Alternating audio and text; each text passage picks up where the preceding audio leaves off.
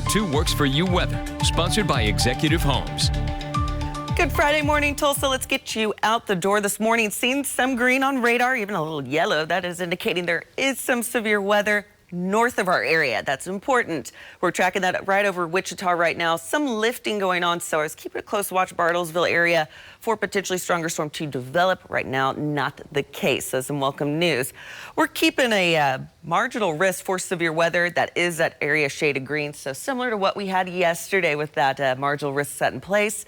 With a level 2 and that yellow shading, that is a slight risk. So that's out to our west. I'm going to break this down for you guys. In terms of what we're looking at, the threat of a tornado not in our area. 2% just out to the west, and then that 5% in that area shaded in brown all the way over to Lubbock. So that's going to be where that's going to be a concern today. What we're dealing with would be the potential for some winds, some damaging straight line winds, but we're again in that 5% range, as well as the potential for some hail. This looks very similar to what you were seeing with that potential for winds. So we're in that 5% range. So we're on the lower end. We're still keeping a watch for that potential. Right now, there's that severe weather just to the north. We're getting a little bit of a break. Some showers starting to fire up here in our area, though nothing severe at this time. Again, we'll continue to keep a close watch on this. Let's talk about what we're seeing on future track. Those showers will continue to lift. We'll get a few isolated showers. Few thunderstorms. I'm expecting those to start to fire up later on this afternoon.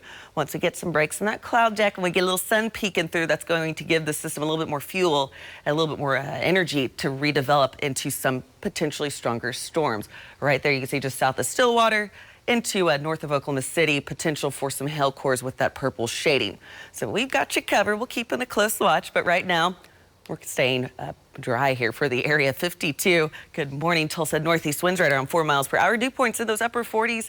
Humidity is set in place. Similar to what we had yesterday with that variation of those temperatures from north to south. 61 down in Poto. We're seeing 53 over in Muskogee. Highs for today are headed into those 70s. Check that out. 74 down in Stigler, over in Tahlequah. 61 over in Bartlesville. 65 right here for Tulsa. So we'll be on that fine line. So we could see some more warmth there, a little bit more cooler air making its way in.